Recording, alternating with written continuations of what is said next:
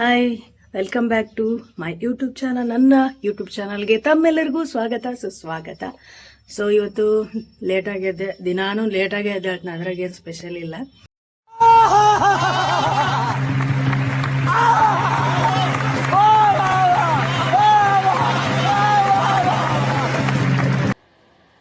ಜನ್ಮಕ್ಕೆ ಹೋಗೋ ಟೀ ಕುಡ್ದೆ, ಇವಾಗಿನ ಜಸ್ಟ್ ಟೀ ಕುಡ್ದೆ. ಇವಾಗ ಟಿಫನ್ ಮಾಡಬೇಕು. ಮೀನಾಕ್ಷಿ, ಮೀನಾಕ್ಷಿ, ಎಂಥ ಒಳ್ಳೆ ಮಕ್ಕಳಿಗೆ ಜನ್ಮ ಕೊಟ್ಟೆ.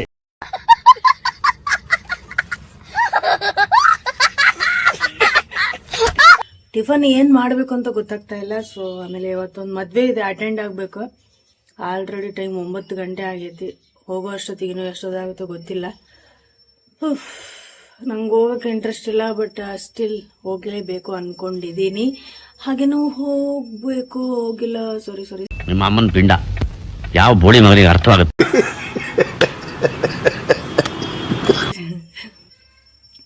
ಸೊ ಒಂದು ಮದ್ವೆ ಇದೆ, ಅಟೆಂಡ್ ಆಗ್ಬೇಕು ಇವತ್ತು. ಆಲ್ರೆಡಿ 9 ಗಂಟೆ ಆಗೋಗೈತೆ. ಇನ್ನು ಏನೇನಾಗುತ್ತೋ ಗೊತ್ತಿಲ್ಲ. ಹೋಗೋ ಅಷ್ಟೊತ್ತಿಗೆ ಇನ್ನೂ ಎಷ್ಟೆಷ್ಟಾಗುತ್ತೋ ಗೊತ್ತಿಲ್ಲ ಟೈಮು. ನಮ್ಗೆ ಹೋಗೋದು ಬಂದಿಲ್ಲ, ಬಟ್ ಹೊರಗಡೆ ಸಿಕ್ಕಾಪಟ್ಟೆ ಇನ್ನೂ ಬಿಸಿಲು, ಹೀಟ್ ಕಡಿಮೆನೇ ಆಗಿಲ್ಲ. ಆಲ್ರೆಡಿ 1-2 ಟೈಮ್ಸ್ ಮಳೆ ಆಗೈತಿ. ಇನ್ನೂ ಬಿಸಿಲು ಕಡಿಮೆ ಆಗಿಲ್ಲ. ಇನ್ನೂ ಒಂದು ವಾರ ಹಿಂಗೆ ಅನ್ಸುತ್ತಾ. ಮಾನ್ಸೂನ್ ಸೀಸನ್ ಇನ್ನೇನು ಸ್ಟಾರ್ಟ್ ಆಗುತ್ತಾ. ಸೊ ನನ್ನ ಫೇವ್ರೇಟ್ ಸೀಸನ್ ಅದು. ಅಲ್ಲಿವರೆಗೂ ಬಿಸಿಲು ಹೀಗೆ ರಾಕ್ ಮೀ ಶಾಕ್. ಇದು ಆಕ್ಚುಲಿ ಚೆನ್ನಾಗಿ. ಓಕೆ, ಬನ್ನಿ ಇವತ್ತು ಏನೇನಾಗುತ್ತೆ ನೋಡೋಣ, ಇವತ್ತಿನ ಡೇ ಹೆಂಗೆ ಹೋಗುತ್ತೆ ಅಂತ ಹೇಳಿ. ಸೊ ನೋಡ್ರಿ, ಇಡ್ಲಿ ತಂದು ಕೊಟ್ರು ನಮ್ಮ ಯಜಮಾನ್ರು. ನೋಡ್ರಿ, ಮನೆಗೆ ಏನು ಮಾಡಕ್ ಆಗ್ಲಾರ್ದ ತರ್ಸಕ್ ಹಚ್ಚಿದ್ಲೆ ನನಗೆ. ಎಷ್ಟು ಸುಳ್ಳು ಹೇಳ್ತೀನಿ ಅರ್ಸಲ್ಲ. ಸುಳ್ಳು ಇದು ತೋರ್ಸಿದ್ವಿ. ಇಡ್ಲಿ ಸಾಂಬಾರ್ ಚಟ್ನಿ ದಿನ ಮನ್ಯಾಗ ಅಡಿಗೆ ಮಾಡೋದ್ ಕಲಿ. ಮತ್ತ ನಮ್ಮ ಹೊಟ್ಟೆ ಎಷ್ಟು ಉರ್ಸ್ತಾವ್ರೋ ಆ ಭಗವತ್ನ ನೋಡಿದ್ರೆ. ನಾನು ಮಾಡಲ್ಲ, ನಿಜವಲ್ಲಿ ಹೇಳ. ಮಾಡ್ತಿ ಇಲ್ಲ ಅಂದಿಲ್ಲ, ಚಲೋ ಮಾಡ್ತಿ. ಸುಮ್ಮನೆ ಜೋಕ್ ಮಾಡ್ದೆ. ನೋಡ್ರಿ, ನಾನು ಹೋಗ್ಬಿಡು ಅಂತೇಳಿ ಇವತ್ತೊಂದ್ ದಿವಸ ದಿನ ಅಡಿಗೆ ಮಾಡಿ ಅದಕ್ಕೆ ಮಾಡಕ್ ಹೋಗಿದ್ವಿ. ವಡ ಇಡ್ಲಿ ತಂದು ಕೊಡ್ತೀನಿ ಅಂತೇಳಿ ತಂದು ಕೊಟ್ಟಿದ್ವಿ. ಅಣ್ಣ ಸಖತ್ ಆಕ್ಟಿಂಗ್ ಮಾಡ್ತಿದ್ದೆ ಕಣ, ಕಲಾವಿದ ಕಣ. ನಮಸ್ಕಾರ ಕಣ, ನೀನು ನಮಸ್ಕಾರ.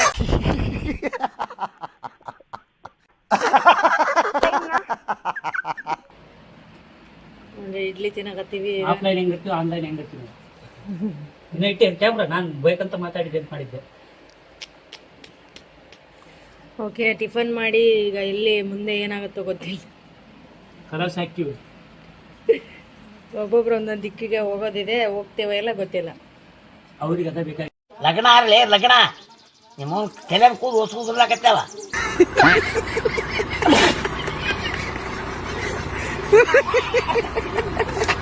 ಅಯ್ಯೋ, ಲಗ್ನ ಆಗ್ಬೇಕಂತಾನೆ ಅದೀವ್ರಿ. ಏನು ಮಾಡ್ಬೇಕು, ನಮ್ಮ ಮನೆ ಬರ ನಮ್ಮ ಟೈಮೇ ಕೂಡಿ ಬರುವಲ್ತ. ಆ ಮುಹೂರ್ತ ಇನ್ನೂ ಯಾವಾಗೈತ, ಒಂದು ಒಳ್ಳೆ ಮುಹೂರ್ತನೇ ನಮ್ಮಿಬ್ಬರು ಜೀವನದಾಗ ಕೂಡಿ ಬರುವಲ್ತ. ಎನಿವೇಸ್, ಈಗ ನಾವು ಲಗ್ನ ಇನ್ನೂ ಯಾವಾಗ ಆಗ್ತೀವೋ ಗೊತ್ತಿಲ್ಲ. ಈಗ ಬೇರೆಯವ್ರ ಲಗ್ನಕ್ಕೆ ನಾವು ಹೊಂಟೀನಿ. ನರ್ಸು ಬೇರೆ ಕಡೆ ಹೋದ ಕೆಲಸ ಐತೆ ಅಂತ ಹೇಳ್ಬಿಟ್ಟು. ಸೊ ಬಸ್ಸು ತುಂಬ ಹೊತ್ತು ವೆಯ್ಟ್ ಮಾಡಿದ್ಮೇಲೆ, ಒಂದು ಹಾಫ್ ಆನ್ ಅವರ್ ವೆಯ್ಟ್ ಮಾಡಿದ್ಮೇಲೆ ಬಂತು ಬಸ್ಸು. ಜುಲೈ ನಗರದಿಂದ ಹತ್ತಿದೆ. ಸೊ ಇವತ್ತು ನಮ್ಮ ಫ್ರೆಂಡ್ ಮದುವೆ ಇದೆ. ಸೊ ಹಾಗಾಗಿ ನಾನು ಹೋಗ್ತಾಯಿದ್ದೀನಿ. ಅವನು ಪಾಪ ಅನ್ ಸೀಸನಲ್ಲಿ ಮದುವೆ ಆಗ್ತಿರೋದಕ್ಕೆ ನಾವು ಹೋಗ್ತಾಯಿದ್ದೀನಿ. ಇಲ್ಲ ಅಂದರೆ ಸೀಸನಲ್ಲಿ ಆಗಿದ್ದರೆ ನಾನು ಊರನೇ ಹೋಗ್ತಾ ಇದ್ದಿಲ್ಲ, ಯಾಕಂದರೆ ಅಷ್ಟು ಬ್ಯುಸಿ ಇರ್ತೀನಿ. ಇವಾಗ ಖಾಲಿ ಇದ್ದೀನಲ್ವಾ, ಸೊ ಹೋಗಿ ಬಂದೆ. ಯೂಶ್ವಲಿ ನನ್ನ ಮದುವೆಗಳಿಗೆ ಹೋಗೋಕ್ಕೆ ಇಷ್ಟನೇ ಆಗಂಗಿಲ್ಲ. ಮದುವೆ ಫಂಕ್ಷನ್ಸು ಅವೆಲ್ಲ ನೋಡಿ ಎಲ್ಲ ಕಡೆ ಫಂಕ್ಷನ್ಸು ನೋಡಿ ಅವನ್ನೆಲ್ಲ ತಲೆ ಗಿರ್ರಂದು ಹೋಗ್ಬಿಟ್ಟಿರುತ್ತೆ ನನಗೆ. ಹಾಗಾಗಿ ನನಗೆ ಫಂಕ್ಷನ್ಸ್ ಅಂದರೆ ನಂಗೆ ಅಲರ್ಜಿ ಹೋಗೋಕ್ಕೆ. ಫಂಕ್ಷನ್ಸ್ ಅನ್ನೋದಕ್ಕಿಂತ ಎಲ್ಲಾದರೂ ಜನ ಸೇರೋ ಜಾಗ ಅಂದ್ರೇ ನನಗೆ ಅಲರ್ಜಿ, ಹೋಗೋಕ್ಕೆ ಇಷ್ಟ ಆಗಲ್ಲ ನನಗೆ. ಅದರಲ್ಲೂ ರಿಲೇಷನ್ಸ್ ಅಂತ ನನಗಂತೂ ಯಾರೂ ಇಲ್ಲವೇ ಇಲ್ಲ. ಇದ್ರೂ ಅವ್ರು ಯಾರೂ ನನಗೆ ಕರೆಯೋದೇ ಇಲ್ಲ. ಒಂದು ವೇಳೆ ಅಪ್ಪಿತಪ್ಪಿ ನಂಗೆ ಯಾರಾದರೂ ಕರೆದ್ರು ಅಂದರೂ ಕೂಡ ನಾನು ಹೋಗೋದು ಇಲ್ಲ. ನನಗೆ ರಿಲೇಷನ್ಸ್ ಅಂದರೆ ಮೊದಲೇ ಅಲರ್ಜಿ, ರಿಲೇಟಿವ್ಸ್ ಅಂದರೆ. ಸೊ ನಮ್ಮ ಫ್ರೆಂಡ್ ಮದುವೆಗೆ ಹೋದೆ. ಅಲ್ಲಿ ಅವ್ರ ತಮ್ಮನೂ ಸಿಂಗರೇ. ಅವನು ನಾನು ಒಂಥರ ಹಾವು ಮುಂಗ್ಸಿ ಇದ್ದಂಗೆ. ನಾವು ಒಂದೆರಡು ಹಾಡು ಕೂಡ ಹಾಡಿದ್ವಿ. ನೋಡ್ರಿ ಎಷ್ಟು ಚೆನ್ನಾಗಿದೆ ಲೊಕೇಶನ್. ಸೊ ಇಲ್ಲೇ ಒಂದೆರಡು ರೀಲ್ಸ್ ಮಾಡ್ಕೊಂಡೆ ನಾನು. ಲೊಕೇಶನ್ ಮಾತ್ರ ಭಾರಿ ಐತೆ. ಆಮೇಲೆ ಬಿಸಿಲು ಬೇರೆ ಕಮ್ಮಿ ಐತೆ, ಅದು ಒಂದು ಪುಣ್ಯ. ಇದು ಐ ಥಿಂಕ್ ನ್ಯಾಚುರಲ್ ಕೆರೆ ಅಲ್ಲ, ಹೊಲ್ದವ್ರು ಮಾಡಿರಬೇಕು. ಸೊ ಈ ಕಡೆ ಹೊಲ ಐತಿ, ಚೆನ್ನಾಗೈತಿ. ಸೊ ಇಲ್ಲೇ ಇಷ್ಟು ಬ್ಯೂಟಿಫುಲ್ ಆಗೈತೆ ಲೊಕೇಶನ್. ಸೊ ಹಂಗಾಗಿ ಒಂದೆರಡು ರೀಲ್ಸ್ ಮಾಡ್ಕೊಂಡೆ. ನಂಗೆ ರೀಲ್ಸ್ ಮಾಡೋಕೆ ಹೆಲ್ಪ್ ಮಾಡಿದ್ದು ಯಾರು ಅಂತ ನಿಮಗೆ ತೋರಿಸ್ಲ ಈಗ. ಹಂಗೆ ನನಗೆ ಅವ್ರು ಡ್ರಾಪ್ ಮಾಡಕತ್ತಾರ ಅಲ್ಲಿ ಊರಿಗೆ. ಸೊ ಯಾರಂತ ತೋರಿಸ್ಬರ್ರಿ, ಹೊಸ ಫ್ರೆಂಡ್ ಆಗ್ಯಾರ. ಆಮೇಲೆ ಇಲ್ಲಿ ಕಾಲಿಟ್ರೆ ಸ್ವಲ್ಪ ಏನೋ ಜಾರ್ದಂದ್ರೆ ಕಲಾಸೆ ಇಲ್ಲ, ಹಂಗೈತಿ.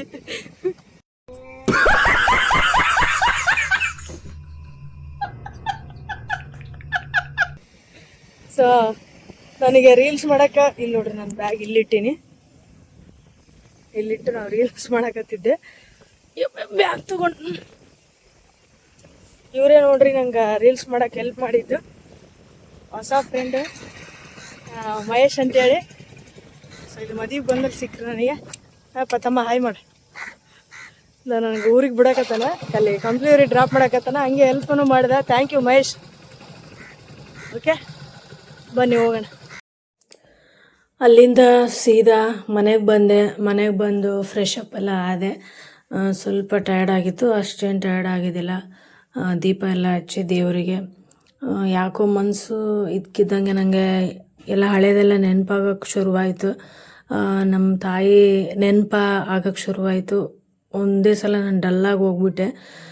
ನಾನು ಯಾವ ವಿಚಾರ ಆಗಿರ್ಬೋದು, ಹಳೆ ವಿಚಾರಗಳು ನಾನು ಎಷ್ಟೇನೇ ಮರಿಬೇಕು ಅಂತ ಅವಾಗಿನ ಕಷ್ಟದ್ದೆಲ್ಲ ಟೈಮು ಅದೆಲ್ಲ ಮರಿಬೇಕು, ಅದನ್ನೆಲ್ಲ ನೆನೆಸ್ಕೋಬಾರ್ದು, ಅದರದ್ದೆಲ್ಲ ಚಿಂತೆ ಮಾಡಿಬಿಡ್ದು ಅಂತ ನಾನು ಎಷ್ಟೇ ಅಂದ್ಕೊಂಡ್ರು ಕೂಡ ನಂಗೆ ಹಳೇದೆಲ್ಲ ಯಾವಾಗಾದ್ರೂ ಪದೇ ಪದೇ ನನ್ನ ಮೈಂಡಿಗೆ ನೆನಪು ಆಗಿಬಿಡುತ್ತೆ.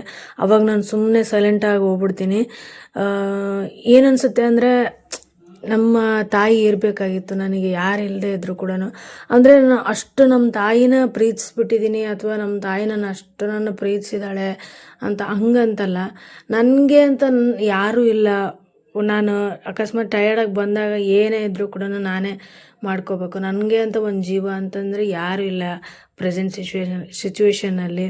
ಅದೇ ನಮ್ಮ ತಾಯಿ ಇದ್ದಿದ್ರೆ ಏನೋ ನನ್ನ ಮಗಳು ಬರ್ತಾಳೆ, ಕೆಲ್ಸಕ್ಕೆ ಹೋಗ್ಯಾಳ, ದುಡಿಯೋಕೆ ಹೋಗ್ಯಾಳ, ಬರ್ತಾಳ ಅಂಥೇಳಿ ನನಗೆ ಅಂತ ಏನಾದರೂ ಒಂದು ಅಡುಗೆ ಮಾಡೋದಾಗಿರ್ಬೋದು, ಅಥವಾ ನನಗೆ ಅಂತ ಏನಾದರೂ ಕೇರ್ ಮಾಡೋದಾಗಿರ್ಬೋದು, ಎಲ್ಲ ನೋಡ್ಕೊತಿದ್ಲು. ಅಥವಾ ನಾನು ನಮ್ಮ ತಾಯಿನ ನಮ್ಮಮ್ಮ ಇದ್ದಾಳೆ ಅಂಥೇಳಿ ನಾನು ಎಲ್ಲ ಹೊರಗಡೆ ಕರ್ಕೊಂಡು ಹೋಗಿರೋದಾಗಿರ್ಬೋದು. ನಾನು ಅವಳ ಆಸೆನ ಏನೂ ಒಂದೂ ಕೂಡ ಪೂರೈಸೋಕ್ಕಾಗಲಿಲ್ಲ. ಯಾಕಂದರೆ ನಾನು ಆವಾಗ ದುಡಿತಾ ಇದ್ದಿಲ್ಲ, ಬಟ್ ಇವಾಗ ನಾನು ದುಡಿತಾ ಇದ್ದೀನಿ. ನಮ್ಮ ಅಮ್ಮನ ಆಸೆಗಳನ್ನ ಪೂರೈಸೋಷ್ಟು ನನಗಿದೆ ಈಗ, ಬಟ್ ನಮ್ಮ ತಾಯಿ ಇಲ್ಲ. ನಿಜವಾಗ್ಲೂ ಅಮ್ಮ ಅನ್ನೋದು ಬಹಳನೇ ಒಂದು ದೊಡ್ಡ ಪಾತ್ರ. ಅಮ್ಮ ಇಲ್ದಿದ್ರೆ ಜೀವನದಲ್ಲಿ ಏನೂ ಇಲ್ಲ ಅಂತಲೇ ಹೇಳ್ಬೋದು. ಹಿಂಗೆ ಕುಂತ್ಬಿಟ್ಟಿದೆ ಚಿಂತೆ ಮಾಡ್ಕೊಂತ. ಎಡವಟ್ಟು ಏನು ಮಾಡ್ಕೊಂಡೆ ಅಂತಂದರೆ, ನಾನು ಚಹಾ ಕಾಸಕ್ಕೆ ಇಟ್ಟಿದ್ದೆ. ಅದು ಚಿಂತೆ ಮಾಡ್ತಾ ನನಗೆ ಅದು ಚಹಾ ಕಾಸದು ಇಟ್ಟಿದ್ದೆ ನೆನಪು ಹಾರಿಬಿಟ್ಟಿನಿ. ನೋಡ್ರಿ ಲೋಟ ಹೆಂಗೆ ಆಗ್ಬಿಟ್ಟೈತಿ. ಇದು ನನ್ನ ಹಣೆ ಬರೇ ನಾನು ಒಂದೊಂದ್ಸಲ ಹೆಂಗಾಗ್ಬಿಡ್ತೀನಿ ಅಂದರೆ ಪ್ರಜ್ಞೆ ತಪ್ಪದಂಗೆ ಆಗ್ಬಿಡ್ತು ನಾನು ಚಿಂತೆ ಅಂತ ಕುಂತಾಗ. ಇವಾಗ ಹೇಳ್ಬೇಕಂದ್ರೆ ಇನ್ನೂ ಚಿಂತೆ ಮಾಡೋದು ನಾನು ಭಾಳನೇ ಕಡಿಮೆ ಮಾಡೀನಿ. ನರ್ಸು ನನ್ನ ಲೈಫ್ ಒಳಗೆ ಬಂದಾಗಿಂದ ಎಷ್ಟೋ ನನಗೆ ನಾನು ಒಂದು ಒಂಟಿತನ ಅನ್ನೋದು ನನ್ನಿಂದ ಎಷ್ಟೋ ದೂರ ಆಗೈತೆ ಅಂತಲೇ ಹೇಳ್ಬೋದು. ಅವನು ನನ್ನ ಜೊತೆ ನಾನು ಅವನ ಜೊತೆ ನಾವಿಬ್ಬರು ಎಷ್ಟೇ ಜಗಳ ಮಾಡಿದ್ರು ಏನೇ ಮಾಡಿದ್ರು ಕೂಡ ಒಂದಲ್ಲ ಒಂದು ಟೈಮ್ನಾಗ ನನಗೆ ಅಂತ ಅವನು ಇದ್ದಾನೆ ಅಂತ ಅನಿಸುತ್ತಾ. ಅಷ್ಟು ಒಂಟಿತನ ಅದು ದೂರ ಆಗೈತಿ. ನನಗಂತ ಒಬ್ಬರು ಕೇರ್ ಮಾಡ್ರು ಅದಾರ ಅಂತ ಅನಿಸುತ್ತಾ. ಬಟ್ ಏನೇ ಆದರೂ ಕೂಡ ತಾಯಿ ಆದಂಗೆ ಯಾರೂ ಆಗಲ್ವಲ್ಲ. ಸೊ ನಮ್ಮಮ್ಮನ ನೆನಪು ನಂಗೆ ಭಾಳನೇ ಕಾಡುತ್ತೆ. ಅವಾಗ ನಮ್ಮಮ್ಮ ಇರಬೇಕಾಗಿತ್ತು ಅಂತ ಅನಿಸುತ್ತೆ. ನಾವು ಏನೇ ತಪ್ಪು ಮಾಡಿದ್ರು, ನಾವು ಏನೇ ಕೆಟ್ಟ ಕೆಲಸ ಮಾಡಿದ್ರು ನಮ್ಮನ್ನು ಕಾಪಾಡೋದು, ನಮ್ಮನ್ನು ಬಿಟ್ಕೊಡ್ಲಾರ್ದಂಗೆ ಇರೋದು ಅಂದರೆ ಒಂದು ಜೀವ ಅಂದರೆ ಅದು ತಾಯಿನೇ ಮಾತ್ರ. ಇನ್ನು ಯಾರೂ ಕೂಡ ನಮಗೆ ಆಗಲ್ಲ. ಎಷ್ಟೇ ಅವ್ರು ನಮ್ಮನ್ನು ಪ್ರೀತಿಸ್ಬೋದು, ಏನೇ ನಮಗೆ ಕೇರ್ ಮಾಡ್ಬೋದು, ಅಮ್ಮ ಆದಂಗೆ ಯಾರೂ ಆಗೋಕ್ಕಾಗಲ್ಲ. ಇದು ನನ್ನ ಲೈಫ್ನಾಗ ನಾನು ತುಂಬ ಅನುಭವಿಸ್ಬಿಟ್ಟಿನಿ. ಇನ್ನೊಂದು ಜನ್ಮ ಅಂತ ಇದ್ದರೆ ಅಕಸ್ಮಾತ್ ನಿಜವಾಗ್ಲೂ ನಂಗೆ ತಾಯಿ ಪ್ರೀತಿ ಬೇಕು. ನನಗೆ ಭಗವಂತನಲ್ಲಿ ಯಾವಾಗ್ಲೂ ಅದೇನೇ ಕೇಳ್ಕೊಂತನು. ಸೊ ಇಷ್ಟ ಆಗಿತ್ತು ನೋಡ್ರಿ. ಪಾತ್ರೆ ಎಲ್ಲ ಇದ್ವು, ತೊಳೆದಿಟ್ಟು ಮಲ್ಕೊಂಡ್ಬಿಟ್ಟೆ. ಊಟನೂ ಮಾಡಲಿಲ್ಲ. ಇದು ಯಾಕೋ ಊಟನೂ ಹೋಗಲಿಲ್ಲ ನನಗೆ. ನೋಡ್ರಿ, ನಾನು ಇವಾಗಲೂ ವಾಯ್ಸ್ ಓವರ್ ಕೊಡಬೇಕಾದ್ರೂ ಮನಸ್ಸಲ್ಲಿ ಒಂಥರ ಬೇಜಾರಾಗ್ತಾಯಿದೆ. ಮತ್ತೆ ಭೇಟಿಯಾಗೋಣ. ನಮಸ್ಕಾರ.